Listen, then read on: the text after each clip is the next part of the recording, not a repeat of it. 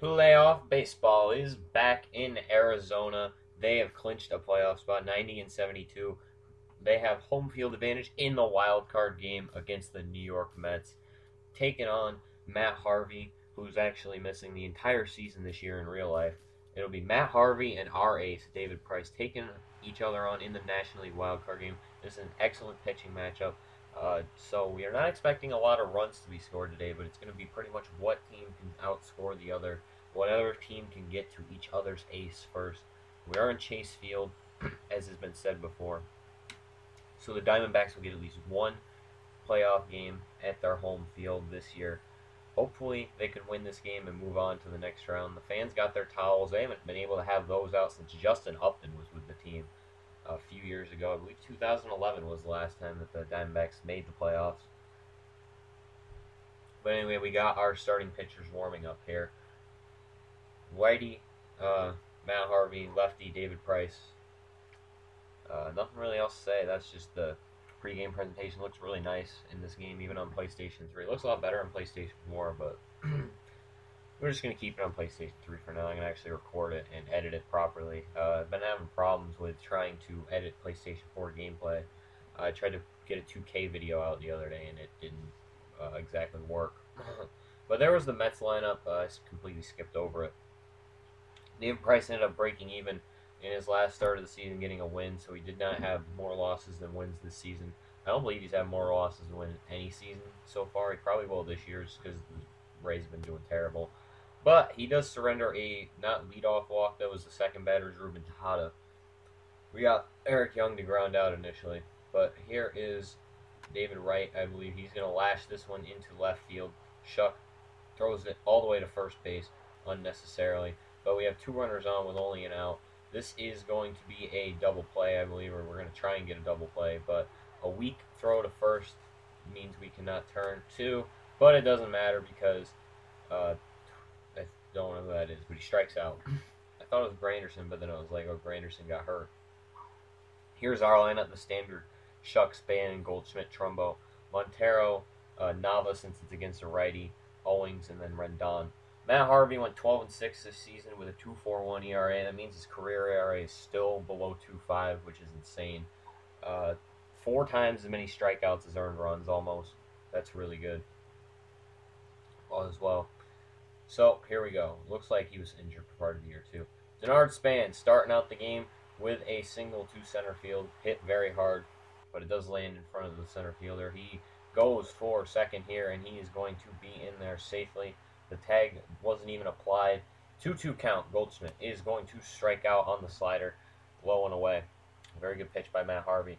Can't hit sliders in this game for some reason. I had so many problems with it. And then Trumbo's going to strike out on another slider. Francisco Cervelli, actually, not Darnon. They traded for Francisco Cervelli, which I thought was strange. Anyway, they get it going, their offense here, with a base hit with no outs. And then here, 1-0 count to the next batter. Trumbo's going to go back to get this one. Hopefully he can field it successfully. He doesn't have problems with that, but if not, it is in foul territory, so it wouldn't matter. And then if it did, it would be a double play. So runner goes for second here. Montero absolutely guns him out. It was a great strong throw to Rendon, who was covering second. So they pretty much waste a base runner right there. He gets tagged out, and Span catches this easy fly out to center field. 3-2 count to Miguel Montero, top or bottom of the second. He is going to ground into a force out to first base. It was a good job of working the count, though. Try and get his pitch count higher so he can be pulled earlier, so he can get to the really weak bullpen. Chris Owings hits that hard, but straight to the left fielder. Top of the third. Next batter is going to gap this one. This is going to be extra bases, rounding second. He's going to not stop at second. Well, actually, he is going to stop at second. I forgot. It was a different batter I was thinking of. That was a really good throw to third, though. A little bit short, but besides that, 0-0 count. They're going to ground out, and for some reason he goes to third base, even though I thought I canceled the throw. It didn't work out. And then here's a strikeout for Ruben Tejada. Very poor offensively for him. Well, actually, he'd have a hit in the first. Runner advances second on the drop ball right there. Wild pitch. So they have runners on second and third with only one out, and they're going to get a run around here. Matt Harvey scores. I don't know why Rendon didn't go home. He could have had Harvey, but it doesn't matter because the inning's going to end right here with this force out, and they're only going to score one run. David Price, though, trying to be the same as Matt Harvey. He is going to try and hit this one hard out to the right, but it is caught by the center fielder, Chris Young. J.B. Shuck up at bat later in the third inning with a 1-0 count, and he is going to lash that one into right field, and that is going to get down for a base hit. So, Cesar Puello is playing out in right field. Taken off on a 3-2 count, but doesn't matter because they call Span out on strikes. That was a really questionable call. Here is another gap shot, a double. Going to be more than a double because Nava's arm is terrible. But the runner does hold at second. I'm surprised that he did that. One out for them. 0-0 count again. It seems like that's where all their hits come from. Nava is going to come up firing. A great throw to home. They hold the runner at third. Runner goes to steal second, and Montero can't even make a throw. That was just really fast base running. So still no outs, but it doesn't matter because they strike out with no outs. So now they have to get a hit, otherwise the run's not going to score. 3-2 count, and he's going to strike out looking now. So we get out of that jam. Didn't give up any runs right there. Trumbo, 2-2 count. He's going to pop that straight up behind the plate. Really bad timing, I guess, on that one. If he would have hit it earlier, he could have hit it well, possibly out of the park. It was very, very centric. Price here is going to... I thought this was going to be a home run, but this was really poorly played by me out in center field. And it ends up turning into a triple as a result, because I honestly thought it was going to be a home run. But he does almost get him at third. He was only a step or two late. And we did get one out. It's 0-0, and this is going to land in left field. And Shuck is like, he stops, then runs into the wall, turns around, and throws it. Otherwise, he could have tried to get him in second. But it doesn't matter. 3-1 count now. This is going to be a ground out. We go to first and then throw it to third just to, I don't know, just fuck around. It doesn't matter because Goldschmidt, even though it doesn't look like he's ever going to catch this, catches it. So we only give up one run. But our offense has been able to do absolutely nothing. Daniel Nava's up at bat with a 1-0 count, and he's going to hit that hard, and it's going to be caught by the left fielder, Eric Young. It wouldn't have been caught by anyone slower, but, well, probably anyway. Chris Owings hits this right up the middle.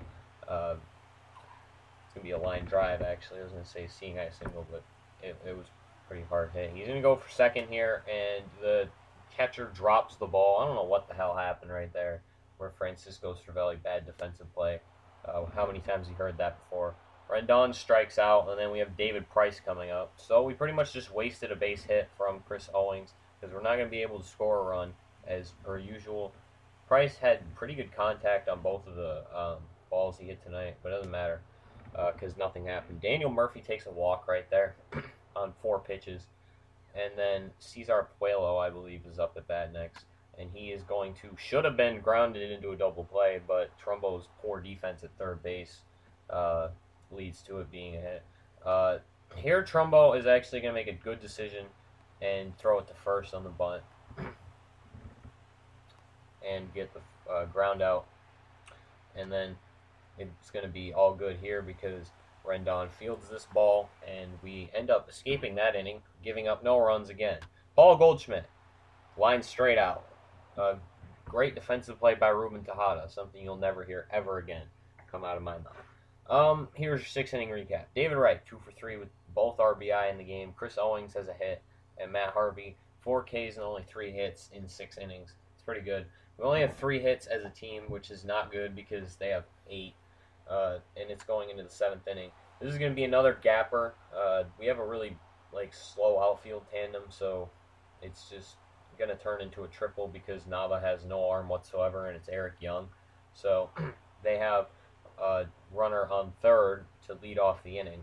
We did get 1 out, but it's going to be all for naught because I don't know what the hell happened there, but he threw it home. I thought he throw canceled again, but doesn't matter. It's not going to matter at all anyway because this is a sac fly. We did not need a sac fly. We needed a ground out. but the runner will have to retreat to first. Desmond Jennings' throw is really good, but it's like half a step too early. And the run scores 3-0, top of the seventh, and Price is going to bobble it and then pick it up and throw it to first. So we only give up 1 run there. In the bottom of the seventh, still have absolutely no offense going, and that's not going to change. Well, Ruben Tejada wants it to, apparently, because he just did not field the ball at all. And Mark Trumbo gets an infield single. That's something to tweet to Can't Predict Ball. Daniel Nava grounds into a double play. That's something you can tweet to Can't Predict Ball. Well, that's Mike Carp, actually. Price got lifted for Cesar Ramos, and Cesar Ramos would proceed to not perform so well. He's in a 3-1 count right now, and he walks. I don't know who that is. I can't see. I think it's Cesar Puello. And then the next batter is going to hit it, and no one fields it at all. So Ramos does a really good job of blowing the game already with only 2 batters faced through 6 pitches. He gets pulled for Kelvin Herrera, the hard-throwing right-hander who's been used by us very much since being acquired around the trade deadline from the Kansas City Royals. Good velocity, like 99 consistently. He also throws a curveball, which is strange. Trumbo goes to second here. I don't know if that was the best decision because we didn't get the out at first, but we have an out now and a runner on first. Not that that matters at all because they're going to get a bases clearing triple. And that was Eric Young. I don't think it was Eric Young before. I don't know why Desmond Jennings made such a bad throw right there. And if it had been 4 seconds earlier, we could have got the other runner. Kelvin Herrera is also going to give up a sac fly right here, so he's accredited to giving up a run of his own. So that was just an overall poor performance by Kelvin Herrera. He basically gave up 3 runs. Bottom of the 9th, though, Paul Goldschmidt, 3-1 count. Takes it out to left field. A really bad fielding performance by the left fielder turns it into a double. Very close play, but is still a double regardless. It would have just been a regular base hit, but he misplayed it poorly. Mark Trumbo then takes it out to left field over the hand of the shortstop Ruben Tejada. Again, poor defense. And then Miguel Montero takes it out to right field. So in the bottom of the 9th inning, we decide to finally start scoring runs. This double by Montero drives in both Trumbo and Goldschmidt. Trumbo a little bit closer than Goldschmidt. Goldschmidt was going to score regardless, no matter how hard it was hit. So Harvey, we finally get to him in the 9th inning, of course. It takes us that long. And then Carlos Torres comes on to try and salvage this game, and Daniel Nava drives in another run. Well, actually, he doesn't drive in another run. I'm sorry, it was Miguel Montero. It would have been another run if it was anyone else. Chris Owings, though, 0-2 count. They're going to say he went around. I thought that was absolute bullshit. I don't know what the fuck that was. Excuse me for all the swearing. Rendon is going to swing and miss at that one, and I don't know what the hell happened here with the base running, but we caught in a rundown, and I was like, well, this game's over. So we sim, and for some reason, oh, never mind. I thought that they were going to have Kelvin Herrera bat. But David Wright, player of the game, drove in both runs early on in the game. And the Diamondbacks are a one and done in their return to the playoffs. It was a really good season for the team, though. And just to return to the playoffs, we got a lot of questions facing us this offseason. For instance, what do we pursue in free agency? What players do we want to trade for? What players do we want to try and upgrade at certain positions? Daniel Hudson and Patrick Corbin are both scheduled to return from surgeries this next season, so we got to address the pitching rotation. Will Bronson Arroyo be back for another year? They got 17 team hits. You see that? I think, oh, that's 12, not 17. There you go. That's the end of the Diamondback season. Another big question for them. What to do with David Price? Are they going to be able to re-sign him, or was he a one and done too? All questions and more to be answered in the offseason.